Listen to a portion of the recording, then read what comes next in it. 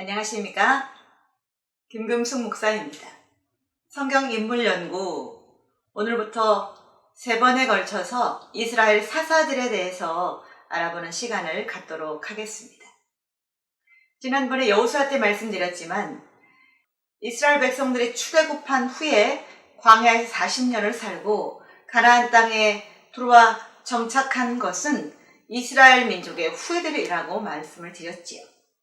여호수아 갈렙만 가나안 땅에 들어올 수 있었고 그 나머지 모든 사람은 광야에서 죽었습니다.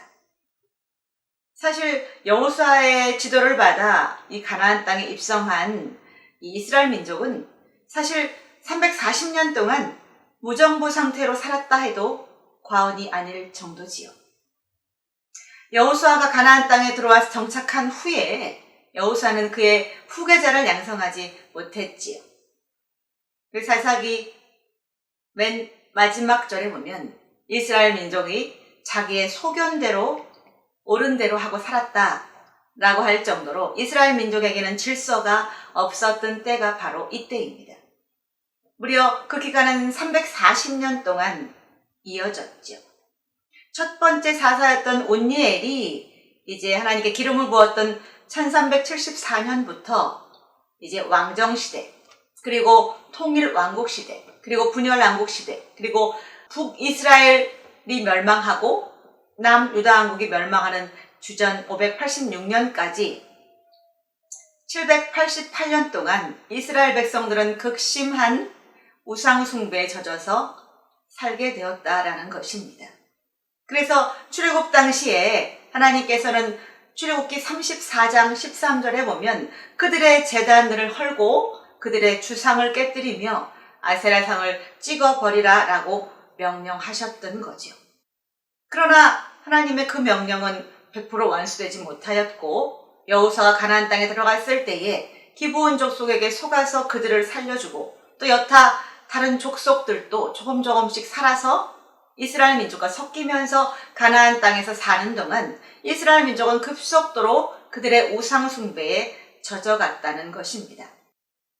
이스라엘은 340년 동안 12명의 사사가 통치를 했지요. 마지막 사사였던 사무엘까지 하면 13명이었지만 12명이라고 단정짓고 사무엘은 마지막 사사이며 첫 번째 선지자였지만 그 시대에 초대 왕이었던 사울이 기름 부어서 왕정시대가 시작되었기 때문에 사사에는 사무엘이 들어가지 않습니다. 사무엘 전까지 12명의 대사사와 소사사에 의해서 이스라엘 민족이 통치를 받았던 때가 바로 사사시대라고 할 수가 있겠습니다. 이 사사라고 하는 말은 히브리어 쇼페트 또 헬라어 크리테스라는 말이고 그 뜻은 재판하다 또 다스리다 라고 하는 뜻을 가지고 있지요. 하지만 그 뜻은 점차 정치와 군사로 확대되게 되었고 이스라엘 백성이 사사시대에는 이스라엘을 위기에서 구원하는 구원자가 바로 사사라고 하는 사람들이 되었습니다.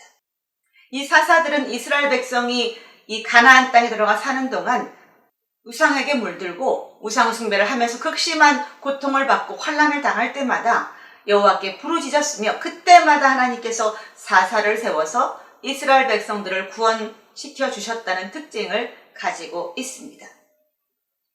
사실 남유다왕국까지 멸망하는 이 주전 586년에 바벨론에서 이제 예루살렘을 침공하여 들어왔을 때 이미 예루살렘 그 거리와 지붕에는 바알의 제단에게 향을 피우던 제단들이 굉장히 많았었다고 합니다. 사실 가나안 원주민이 살던 이 땅은 이스라엘 민족이 들어가기 전에도 바알과 아세라를 섬기면서 극심한 우상 숭배를 했던 땅이었기 때문에 그 땅은 이미 가나안 정복 이전부터 우상 숭배가 극심했던 것이지요. 그래서 가나안 땅 곳곳에 바알과 아세라를 섬기는 제단들이 있었다는 것입니다. 그래서 하나님께서는 출애굽 당시부터 그 모든 것을 다 진멸하라고 명령하셨던 거죠. 그리고 하나님께서는 진멸되지 않을 때에 거기에 이스라엘 백성들이 물들 거를 미리 아셨죠. 그리고 이스라엘 백성들은 목이 곧은 백성이라 하셨는데 그들은 하나님의 말씀에 순종하지 않고 결국 우상에 젖어서 그들의 모든 역사가 어찌 보면 바알과 아세라를 섬기느냐 아니면 그들의 여호와 하나님께로 돌아오느냐 라고 해도 과언이 아닐 정도로 이스라엘의 역사는 우상 숭배에 물들었다는 특징을 가지고 있습니다. 첫 번째 사사였던 온니엘에 대해서 그럼 알아볼까요? 온니엘은 갈렙의 아우 그나스의 아들입니다. 그리고 나중에 갈렙의 딸이었던 악사와 결혼해서 이스라엘을 40년 동안 다스렸던 인물이지요. 주전 1374년부터 1334년까지 온니엘에 의해서 이스라엘이 다스려지게 되는데, 그때 당시 이 바알과 아사랴를 섬기던 이스라엘 민족은 쿠산 리사다임에게 굉장히 8년 동안 고통을 받을 때였습니다. 그리고 이스라엘 백성이 울부짖고 부르짖자 그때 하나님께서 온니엘을 세워서 그들을 통치하게 했던 것이지요. 사사기 3장 7절에 보면 이스라엘 자손이 여호와의 목전에 악을 행하매 그들의 하나님 여호와를 잊어버리고 바알과 아세라를 섬겼다라고 말씀하고 있습니다. 가나안 땅에 들어가서 입성하고 나서 얼마 되지 않아서 그들은 바알과 아세라에 물들었고 이미 그들의 삶 속에는 뼛속 깊이 우상 숭배가 젖어 있었다는 특징을 가지고 있지요. 이때 하나님께서는 온니엘을 세워서 구산 리사다임을 상대로 싸우게 하셨던 것입니다. 사사기 3장 10절에 보면 여호와의 영이 그에게 임하셨으므로 그가 이스라엘 사사가 되어 나가 싸울 때에 여호와께서 메소포타미아 왕 구산 리사다임을 그의 손에 넘겨주심에 온니엘이 손이 구산 리사다임을 이기니라 라고 말씀하고 있습니다. 극심한 압제를 받고 환난을 받았을 그때에 온니엘이 나가 싸움으로 인해서 구산 리사다임과의 전쟁에 승리하고 이스라엘 백성이 40년 동안 태평성대를 누렸다라고 하는 특징을 가지고 있습니다. 물론 온니엘이 통치할 이때에는 이스라엘 백성들이 여호와 신앙을 회복하고 살았다라는 것입니다. 이스라엘 사사가 12명이 있었지만 그들 모두를 조명하지 않을 것입니다. 그 중에 특별히 우리가 주목해 봐야 했던 5명의 사사가 있었는데, 그것은 온니엘과 그 다음에 여사사였던 드보라 그리고 삼손까지 이 5명만 3번에 걸쳐서 이제 나누어서 제가 말씀을 드릴 텐데, 두 번째 사사로는 바로 여사사였던 드보라입니다.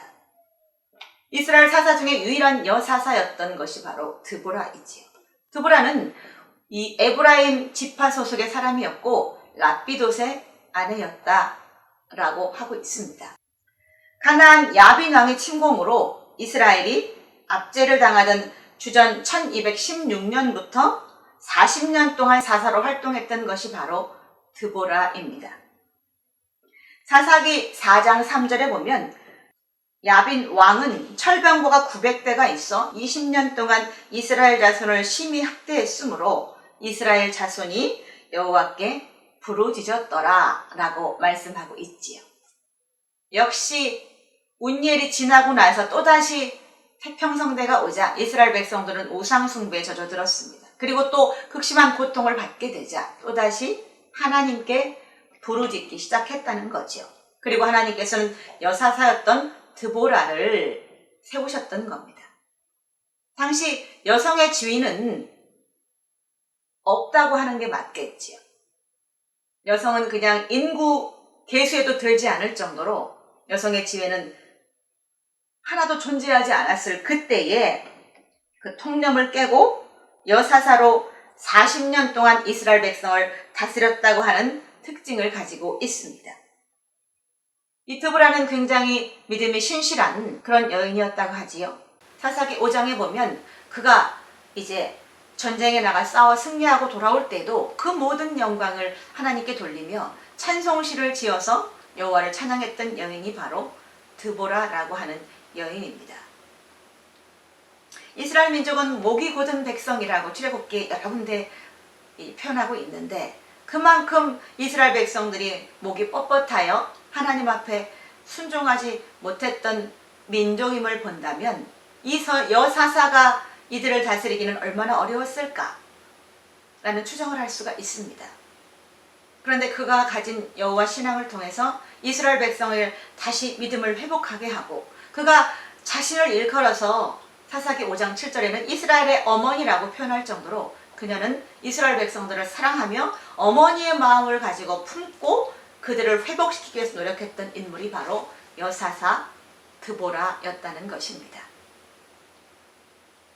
오늘 사사시대 이 운니엘과 드보라 두 명의 사사에 대해서 여러분에게 말씀을 드렸는데, 이 시대에 가나안 땅에 정착해 살았던 이 이스라엘 민족들의 신앙을 보면서 어떤 생각이 드셨습니까? 평안해지면 하나님을 떠나고 또 그들에게 환란이 오면 다시 여호와를 찾는 이스라엘 민족의 민족성에 대해서 여러분은 어떤 생각이 드셨습니까? 이들을 보면서 우리는 우리 자신의 신앙을 한번 돌아보면 어떨까요? 하나님의 은혜와 평강이 여러분과 함께 하시기를 기도합니다. 감사합니다.